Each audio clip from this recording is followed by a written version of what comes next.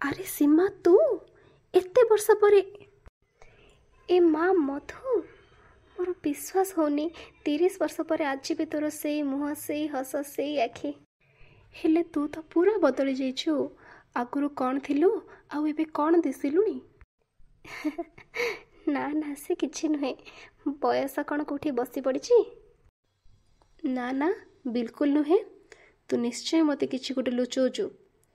ତୋ ଦେହ ପା ଠିକ୍ ରହୁଛି ତ? ଆଲୋ ତୋ ବରପରା ଜଣେ ଡାକ୍ତର। କ'ଣ ଆଉ ତୋତେ କହିବି ଲୋ ମଧୁ? କହିଲେ କୂଳ କୁଟୁମ୍ବକୁ ଲାଜ, ନ କହିଲେ କୂଳ ଭାସି ଯାଉଛି। କଥାରେ ଅଛି ପରା, ଲୁଣ ଖାଏ ହାଣ୍ଡି ଚିନ୍ତା ଖାଏ ଗଣ୍ଡି। ତୁ ଆଉ ତୋର ସେ ଢଗଢମାଳି। ମୁଁ କ'ଣଟା ବୁଝିବି କହିଲୁ? ହଉ ଆଗ ଗୋଟେ ଭଲ ଖବର ଶୁଣୁ। ମୋ ପୁଅ ଏଥର OAS ପରୀକ୍ଷାରେ ରାଜ୍ୟରେ ଟପର ହେଇଛି। ସବୁ ସେଇ ଗାୟତ୍ରୀ ମାତା ଗୁରୁଦେବ ପ୍ରଭୁ ଶ୍ରୀ ଜଗନ୍ନାଥଙ୍କର କୃପା। ବାଃ, କ'ଣ କହୁଛୁ ମଧୁ? ସତରେ? ମାନେ ଟିଭି ନ୍ୟୁଜପେପର ସବୁଆଡ଼େ ସେ ଯେଉଁ ପ୍ରଚଣ୍ଡ ପ୍ରତିଭାବାନ ମେଧାବୀ ମେଳାପୀ ସୁଶୀଳ ସୁନା ପୁଅ ସଞ୍ଜୀବ ବିଷୟରେ ଚର୍ଚ୍ଚା ଚାଲିଛି। ତୁ ସେଇ ସଞ୍ଜୀବର ମା? ତୁ ଧନ୍ୟ ମଧୁ, ଧନ୍ୟ ତୋ ପୁଅ। ପିଲାଟି ନିଶ୍ଚୟ ଏକ ଦିବ୍ୟ ସନ୍ତାନ। ସବୁ ମା ମାନଙ୍କ ଭାଗ୍ୟରେ ତୋ ଭଳି ପୁଅମାନେ ଥାଆନ୍ତେ କି? ହେଲା ବାବା ହେଲା। ଆଲୁ ମୋତେ ଏତେ ଉପରକୁ ଟେକି ନେଲୁଣି ଯେ କଚଡ଼ାରେ ନିହାତି ଖାଇବି। ଆରେ ଆରେ ଇଏ କ'ଣ? ଆଲୁ ତୁ କାନ୍ଦୁଛୁ କାହିଁକି? ଏ ସୀମା, ଆଲୁ ଟିକେ ଚୁପ୍ ହ। ଆଲୁ ତୋର କ'ଣ ହେଇଛି? ଟିକେ ସମ୍ଭାଳେ ନିଜକୁ ସୀମା। କ'ଣ ହେଲା ତୋର? ତୋ ସାଥିରେ ମୋର ବହୁତ କଥା ଅଛି ମଧୁ। ହଉ ହଉ ମୋ ସାଥିରେ ଆ। ଏଇ ପାଖରେ ଆମ ଘର। ଘରେ ବସିକି ଆରାମରେ ଦୁଇ ସାଙ୍ଗ କଥା ହବା। ଏବେ କହ ତୋର କ'ଣ ହେଇଛି? କହିଲେ କୂଳ କୁଟୁମ୍ବକୁ ଲାଜ ଚିନ୍ତା ଖାଏ ଗଣ୍ଡି, ଏସବୁର ଅର୍ଥ କ'ଣ ମୁଁ କିଛି ବୁଝିପାରୁନି। ଆମେ ଦୁଇ ଜଣ ପିଲାଟି ବେଳରୁ ଦୁଇ ସାଙ୍ଗ, ପୁଣି ଦୁଇ ପଡ଼ୋଶୀ। ମୋ ବାପା ମା ସବୁବେଳେ ମୋତେ ଚାପ ପକାଉଥିଲେ ପ୍ରତିଟି କ୍ଷେତ୍ରରେ ତୋଠୁ ଦୁଇ ପାଦ ଆଗରେ ରହିବାକୁ। ସେ ସ୍କୁଲ ପରୀକ୍ଷା ହଉ ବା ବାର୍ଷିକ କ୍ରୀଡ଼ା। ଆଲୋ ଏଥିରେ କାନ୍ଦିବାର କ'ଣ ଅଛି? ମୁଁ ବି ସେ କଥା ବୁଝିପାରୁଥିଲି। ଏସବୁ ତ ସବୁ ପିଲାଙ୍କ ଭିତରେ ହେଉଥିଲା ନା। ତା ବୋଲି କ'ଣ ସ୍କୁଲ ବେଳର କଥା ଭାବିକି ଆମେ ଏଇ ବୁଢ଼ୀ ବୟସରେ କନ୍ଦାକଟା କରିବାକୁ ବସି ପଡ଼ିବା? ଛି। ମୁଁ ବହୁତ ଖୁସି ଥିଲି ମଧୁ, ପ୍ରଥମ ଥର ପାଇଁ ଯେତେବେଳେ ତୋତେ ପଛରେ ପକାଇ ଦେଇଥିଲି। ଆମ ଦୁହିଁଙ୍କ ବାହାଘର ଯେତେବେଳେ ଏକା ସମୟରେ ଠିକ୍ ହେଲା, ମୁଁ ଡାକ୍ତର ଘରର ବୋହୂ ହେଲି ଆଉ ତୁ ହେଲୁ ଜଣେ ସାଧାରଣ ସ୍କୁଲ ଶିକ୍ଷକର ସ୍ତ୍ରୀ। ହେଲେ ଆଜି ଦେଖ, ଆଜି ତୋ ପୁଅ ଉପରେ ପ୍ରଶଂସାର ଫୁଲ ବର୍ଷା ହେଉଛି ଆଉ ମୋ ପୁଅ ଖାଉଛି ପବ୍ଲିକର ଜୋତା ମାଡ଼ ଆଉ ନିନ୍ଦା ଅପମାନ। ତୁ ଏ କ'ଣ କହୁଛୁ ସୀମା? କଥାଟା ଟିକେ କ'ଣ ଖୋଲିକି କହ। ମୁଁ କ'ଣଟା ଭୁଲ କରିଥିଲି ମଧୁ? ମୋ ଗର୍ଭରୁ ଏମିତି ଗୋଟେ କୁଳାଙ୍ଗାର ପିଲାଟା କେମିତି ଜନ୍ମ ହେଲା? ଘରେ ବାହାରେ ସବୁଆଡ଼େ ତା ବାପାର ଇଜ୍ଜତ ଟିକକ ତିଳ ତିଳ କରିକି ସାରିଲା। ଆଜି ଭଙ୍ଗାରୁଜା, କାଲି ମଦ ପିଆ, କାଲି ଚୋରି ତ କାଲି କମେଣ୍ଟ ମରା। ଭଗବାନ ମୋତେ ଆଉ କ'ଣ କ'ଣ ଦେଖାଇବାକୁ ଯୋଜନା କରିଛି କେଜାଣି। ଜାଣିଛୁ ଏଇ ଶନିବାରର ଘଟଣା? ଦିନ ସାରା ସୁନା ପିଲା ରାତି ହେଲେ ମୋ ମାଲ ପେଏ। ବାଟରେ ପୋଲିସ ଦଳେ, ଗଳିରେ କୁକୁର ତଳେ, ଷଣ୍ଢକୁ ଝୁଣ୍ଟି ପଡ଼େ, ନାଳରେ ଗଳି ପଡ଼େ। ଚିଣ୍ଟୁ, ଏ ଚିଣ୍ଟୁ, ଦିନ 11ଟା ବାଜିଲାଣି, ଏତେବେଳେ ଯାଏଁ ଶୋଇଛୁ? ଛାଡ଼, ତୋ ପଛରେ 20 ବର୍ଷ ହେଲାଣି ଏମିତି କୁକୁର ଭଳି ଭୁକି ଚାଲିଛି, କିନ୍ତୁ ତୋର ଟିକେ ବି ପରିବର୍ତ୍ତନ ନାହିଁ। ରାତି ସାରା ଭୋଜି ଭାତ ଉତ୍ପାତ। ତୁ ବିଛୁଆତି ହେଲେ ତୋର ସେ ସାଙ୍ଗ ଦଳକ ହେଉଛନ୍ତି ବାଇଡଙ୍କ। ଆରେ ଡକ୍ଟର ପଟ୍ଟନାୟକ ଘରେ ଶୃଙ୍ଖଳା ବୋଲି କିଛି ଗୋଟେ ଅଛି ନା ନାହିଁ? କ'ଣ ହେଇଛି ରୁମ୍ର ଅବସ୍ଥା? ଗୁହାଳ କି ଶୁଖୁଆ ହାଟ ୟାଠାରୁ ବେଶୀ ପରିଷ୍କାର ଥିବ। ଚିଣ୍ଟୁ, ଏ ଚିଣ୍ଟୁ, ତତେ କିଛି ଶୁଭୁଛି ନା ଶୁଭୁନି? ମମି, ସବୁଦିନ ଗୋଟେ କ'ଣ ସକାଳୁ ଉଠି ଗେଜେ ଗେଜେ ହଉଛ? ତମର ତ ବୟସ ହେଇଗଲାଣି, କୋଉଦିନ ବିପି ବଢିଯିବ ଆଉ ମୁଣ୍ଡଟା ଫାଟିଯିବ, ବୁଝିଲ? ମୋର ଯାହା ହବ ହବ। ତା ପୂର୍ବରୁ ମତେ କହ ଲିଜା କିଏ ଆଉ ତୁ ତାକୁ କାହିଁକି ଏତେ ହଇରାଣ କରୁଛୁ? ମାନେ ଲିଜା ସିଏ ପରା ଆମର କ୍ଲାସମେଟ୍। ମତେ ଆଉ ଏତେ ସଫେଇ ଦେବା ଦରକାର ନାହିଁ। ତୁ ହାଇସ୍କୁଲ ପଢିଲା ବେଳୁ ତୋର ଏମିତି ଶହ ଶହ କ୍ଲାସମେଟ୍ ମାନଙ୍କୁ ମୁଁ ଦେଖୁଛି। ତୋର ହୁଏତ ଭଉଣୀଟିଏ ଥିଲେ ତୁ ଅନ୍ୟ ଝିଅର ଜୀବନ ନଷ୍ଟ କରିବା ପୂର୍ବରୁ 100 ଥର ଭାବିଥାନ୍ତୁ। ମୁଁ ତତେ ପରା କିଛି କହୁଛି, କ'ଣ କଟାସଟା ଭଳିଆ ଅନେଇ ରହିଛୁ? ମତେ କିଛି ଉତ୍ତର ଦେ। ଚିଣ୍ଟୁ, ଏ ଚିଣ୍ଟୁ। ଓହୋ, ଚିଣ୍ଟୁ ଚିଣ୍ଟୁ ଚିଣ୍ଟୁ, ହଁ ମୁଁ ଚିଣ୍ଟୁ, ତମର ଏକମାତ୍ର ପୁଅ ଚିଣ୍ଟୁ, ଯିଏକି ମାତ୍ର 5-6 ହଜାର ଟଙ୍କା ପାଇଁ ତମ ପାଖରେ ଭିକାରୀ ଭଳିଆ ମମି ମମି ମମି କହିକି ଭିକ ମାଗୁଛି। କୋଉଠି ଅଛି କାହା ସାଥିରେ ଅଛି କଣ କରୁଛି ଓହୋ 24 ଘଣ୍ଟା ଜାସୁସି କାହିଁକି ମୋ ପଛରେ କୁକୁର ଭଳିଆ ଲାଗିଛ ହଁ ମୋ ମୁଣ୍ଡଟାକୁ ଟିଣ କରିସାରିଲଣି ତମେ ମୋର ଏ ଘରେ ଆଉ ରହିବାର ନାହିଁ ଦିଅ ମୋତେ 50,000 ଟଙ୍କା ମୁଁ ଏଇ ମୁହୂର୍ତ୍ତରେ ଏ ଘର ଛାଡ଼ି ଚାଲିଯିବି ମୁଁ ମୋର ନିଜର ବିଜନେସ୍ କରିକି ଚଳିବି ତମମାନଙ୍କ ପାଖରେ ଆଉ ହାତ ପତେଇବାକୁ ମୋତେ ଭଲ ଲାଗୁନି ଯା ଏଇ ମୁହୂର୍ତ୍ତରେ ମୋ ଘରୁ ବାହାରି ଯା ହେଲେ ତା ପୂର୍ବରୁ ତୁ ବିଜନେସ୍ ନାଁରେ କେତେ ଟଙ୍କା ନେଇଛୁ ସେ ସବୁର କଡ଼ାକଣ୍ଡା ହିସାବ ଦେଇକି ଯା ହିସାବ ମାଇ ଫୁଟ୍ ମୁଁ ହଉଛି ଏ ଘରର ଏକମାତ୍ର ଉତ୍ତରାଧିକାରୀ ମୋତେ କାହାକୁ ହିସାବ ଦେବା ଦରକାର ନାହିଁ ଭଲରେ ଭଲରେ ମୋତେ 50,000 ଟଙ୍କା ଦବ ନା ତ ମୋ ଲକର ଖୋଲିକି ମୋ ସବୁ ଟଙ୍କା ସୁନା ନେଇଯା ସବୁ ନେଇଯା ହେଲେ ଏଇ ମୁହୂର୍ତ୍ତରେ ଏ ଘର ଛାଡ଼ିକି ପଳା କଥାରେ ଅଛି ପରା ପୁଅ ଯଦି ଯୋଗ୍ୟ ହେଲା ଧନ କାହିଁ ସଞ୍ଚିବି ପୁଅ ଯଦି ଅଯୋଗ୍ୟ ହେଲା ଧନ କାହିଁ ସଞ୍ଚିବି ହଉ ହଉ ହେଲା ମୁଁ ଯାଉଛି ଏ ଘର ଛାଡ଼ିକି ଶାନ୍ତିରେ ତମେ ରୁହ ଆଉ ମୋତେ ବି ଟିକେ ଶାନ୍ତିରେ ରହିବାକୁ ଦିଅ ବାଏ ଆରେ ଚିଣ୍ଟୁ ଚିଣ୍ଟୁ ଆରେ ଆରେ ବାବା ଆରେ ରହ ଆରେ କୁଆଡ଼େ ଯାଉଛୁ ମରିବାକୁ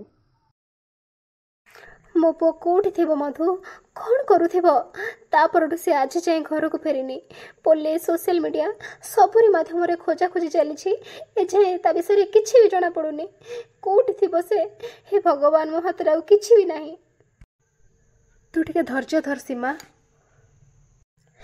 କେମିତି ଧୈର୍ଯ୍ୟ ରଖିବି ମଧୁ କେମିତି ଆମେ ବାପା ମା ଦିଟା ତା ପାଇଁ କ'ଣ ନ କଲୁ ସୁନା ଗିନା ରୂପା ଚାମଚରେ ଖୁଆଇ ପିଇ ରାଜକୁମାର ଭଳି କେତେ ଗେହ୍ଲାରେ ବଢ଼େଇଲୁ ଯେତେବେଳେ ଯାହା ମାଗିଲା ତା ପାଦ ତଳେ ଆଣି ରଖିଲୁ ଦାମୀ ପୋଷାକ ଦାମୀ ଜୋତା ଦାମୀ ଘଣ୍ଟା ସବୁଥିରେ ମଣ୍ଡି ଦେଲୁ ଇଂଲିଶ ମିଡ଼ିୟମରେ ପଢ଼େଇଲୁ ଲକ୍ଷ ଲକ୍ଷ ଟଙ୍କା ଦେଇକି ପ୍ରାଇଭେଟ୍ କଲେଜରେ ପଢ଼େଇଲୁ ଗାଡ଼ି ଘୋଡ଼ା କୋଉଥିରେ ଆଉ ଉଣା ରହିଗଲା ଯେ ମୋ ପିଲାଟା ଏମିତି ଅମଣିଷ ହେଇଗଲା ଟଙ୍କାରେ ଯଦି ସଂସ୍କାର କିଣି ହେଉଥାନ୍ତା ନା ସୀମା ଦୁନିଆର ସବୁ ମହାପୁରୁଷ କୋଟିପତି ଘରମାନଙ୍କରେ ହିଁ ଜନ୍ମ ନେଇଥାନ୍ତେ ତୋ କଥାରୁ ମୁଁ ଏତିକି ତ ବୁଝିପାରିଲି ଯେ ତୋର ଅବାଧ୍ୟ ପୁଅଟି ଆସିବା ଦିନଠାରୁ ତୋର ସବୁ ଖୁସି ଆଶା ସ୍ୱପ୍ନ ଶାନ୍ତି ସବୁ କିଛି ଚାଲିଯାଇଛି ହେଲେ ତା ପୂର୍ବରୁ ତୁ ଖୁସିରେ ଥିଲୁ ନା ହଁ ମଧୁ କେତେ ସୁନ୍ଦର ଥିଲା ସେ ସବୁ ଦିନ ଗୁଡ଼ାକ କୋଉଥିରେ କିଛି ଅଭାବ ନଥିଲା କି କୋଉ କଥାରେ କେହି କିଛି କହିବାକୁ ବି ନଥିଲେ ଜୀବନଟା ଏକଦମ ବିନ୍ଦାସ ଚାଲିଥିଲା ଯେତେବେଳେ ଯାହା ଇଚ୍ଛା ଖାଉଥିଲୁ ଯୁଆଡ଼େ ଇଚ୍ଛା ଯାଉଥିଲୁ ଘରେ ଆମ ସ୍ୱାମୀ ସ୍ତ୍ରୀଙ୍କ ଛଡ଼ା ଆଉ କିଏ ଥିଲା ଯେ ଡର କାହାକୁ ଆଜି ଇଚ୍ଛା ହେଲା ମାଛ କାଲି ମାଂସ ଅଧା ଦିନ ହୋଟେଲ ଖାଦ୍ୟରେ ଚଳୁଥିଲା ଦୁଇଟା ମଣିଷଙ୍କ ପାଇଁ କ'ଣ ଗୋଟେ ରନ୍ଧା ହେବ ସକାଳେ ବେଡ୍ ଟି ସନ୍ଧ୍ୟାରେ କଫି ଆଉ ହଁ ଆମେ ମଝିରେ ମଝିରେ ସିନେମା ଦେଖି ଆସୁଥିଲୁ ବହୁତ ମଜା କରିକି ଫେରୁଥିଲୁ ଆଉ ଚିଣ୍ଟୁ ଜନ୍ମ ହେବା ପରେ ତ ତା ଦାୟିତ୍ୱ ସହିତ ଅନ୍ୟାନ୍ୟ ଦାୟିତ୍ୱ ବଢ଼ିଗଲା ଏଣୁ ଗାଁରୁ ଶାଶୁ ଶ୍ୱଶୁର ଆସିକି ଆମ ସାଥିରେ ରହିଲେ ମୋ ଶାଶୁ ତ ଟିକେ ପୁରୁଣା କାଳିଆ ଲୋକ ତାଙ୍କ ଆସିବା ପରଠୁ ଜାଣ ଏକ ପ୍ରକାର ବାନ୍ଧି ହେଇଗଲି ଏବେ ଯାଇ ବୁଝିଲି ପ୍ରକୃତ ସମସ୍ୟାଟା କୋଉଠି କ'ଣଟା ବୁଝିଲୁ ଯେ ଆଲୋ ତୋ ବରପରା ଜଣେ ଡାକ୍ତର ଏତିକି କଥା ଜାଣିନାହାନ୍ତି ଯେ ପିଲାଟିଏ ମା ପେଟରେ ଥିବା ଅବସ୍ଥାରେ ହିଁ ତାର 80% ମସ୍ତିଷ୍କ ବିକଶିତ ହୋଇଥାଏ ବୋଲି ପିଲାଟିକୁ ଗର୍ଭାବସ୍ଥାରେ ହିଁ ମାଟିଏ ଚାହିଁଲେ ମହାମଣିଷ କରିପାରିବ କିମ୍ବା ଅମଣିଷ ତୁ ଖରାପ ଭାବିବୁନି ସୀମା ତୋ ପିଲା ତୋରି ଯୋଗୁଁ ହିଁ ଅମଣିଷ ହୋଇଯାଇଛି ମଧୁ ତୁ ଏ କ'ଣ କହୁଛୁ ତୋ ମୁଣ୍ଡ ଫୁଣ୍ଡ ଠିକ୍ ଅଛି ତ ମୁଁ କ'ଣ ଜାଣି ଶୁଣି ମୋ ପିଲାର ଜୀବନ ନଷ୍ଟ କରିଦେଇଛି ମୁଁ କ'ଣ ମୋ ପିଲାକୁ ଗର୍ଭରୁ ହିଁ ଏସବୁ ଚୋରି ମିଛ କ୍ରୋଧ ନାରୀ ଲୋଭ ସବୁ କିଛି ଶିଖେଇଛି କୋଉ ମାଟା ନ ଚାହେଁ ତା ପିଲା ମଣିଷ ପରି ମଣିଷଟିଏ ହଉ ବୋଲି ମୁଁ କ'ଣ ଗୋଟେ ମା ନୁହଁ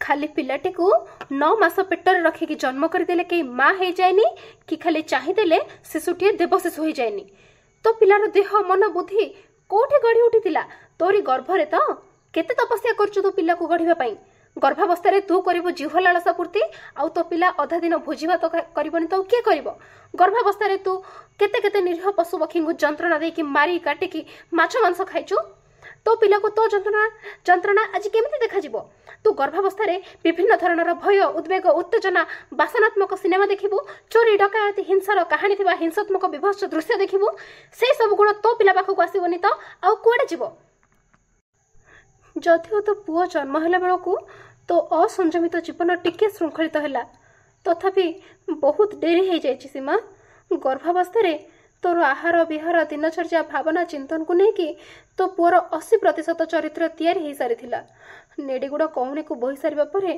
ଆଉ କ'ଣ ଜୀବ ପାଇବ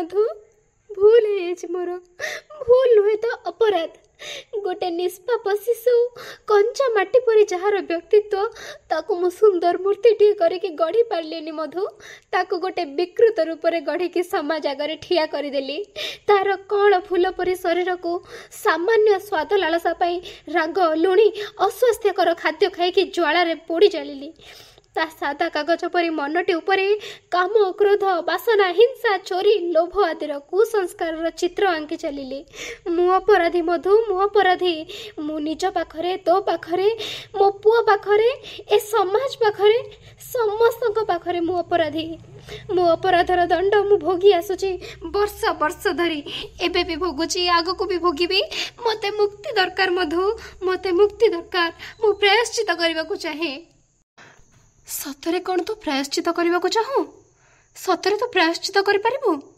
तू गढ़ी पारिबु गोटे नुआ माँ गोटे नुआ संतान आउ गोटे नुआ समाज सतरे तू कौन पारिबु निश्चय पारिबी मधु निश्चय पारिबी सफल हुए कि न हुए शेष निश्वास जाए चेष्टा करिबी तेबे जा आउ काहे डेरी करूछु देख तो आखि सामने केमिति तोरी भलिया शह शह नारी निज गर्भरे निज पिला को राक्षस भली संस्कार दे चली देख से दिनचर्या केमिति भोग विलास रे बुड़ी रही जा सीमा बदले दे से प्रतिटी माँ को रावणर माँ नौकेशी को तू सजाई दे प्रह्लादर माँ कयाधु गर्भवती माँ मानू तू निज जीवन शिक्षा दे सजाई दे जने जने राणी मदालसा करिकी नुआ समाज शिशु हुई उठंतु शुद्ध बुद्ध निरंजन जा सीमा जा तो सीमा टपी जा लगे दे तोर सबु समय श्रम और संचय लगे दे तो प्राणर प्रतिटी कणिका एहा ही तोर प्रायश्चित एहा ही तोर शेषतम कर्तव्य हाँ मधु मोर गोटे पुआ सिना अबाट को चलीगला एबे समाज कोटी कोटी पुआ झीर दायित्व मो हाथ में मु केबे भी पछ घुंचा देविनी हाँ सीमा यही जुग होची नारी शक्तिर जुग चाल आमे दुनिया को देखई दबा जे जने नारी चाहिए सबु किछि करि परिबो नारीटे चाहिए जुग बदलै दे परिबो शांति कुंज हरिद्वार आस गढ़िबा संस्कारवान पीढ़ी नाम गोटे आंदोलन आरंभ हो सारी सीमा आमे समस्ते मिसी से निजर समय दबा से अभियान माध्यम आमे शह शह गर्भवती माँ मान पाखरे पहुँचवा से सचेतन करवा से बुझेबा हाँ मधु तू ठीक कथा कहूचु अरे मधु सीमा अरे तुम दुई सांग को मु एते वर्ष पर देखिली भाभी नथिली केबे आउ देखा हो बोली प्रणाम उर्मिला दीदी आपण को भी बहुत वर्ष पर आमे देखिलु आपण भल अछंती ना दीदी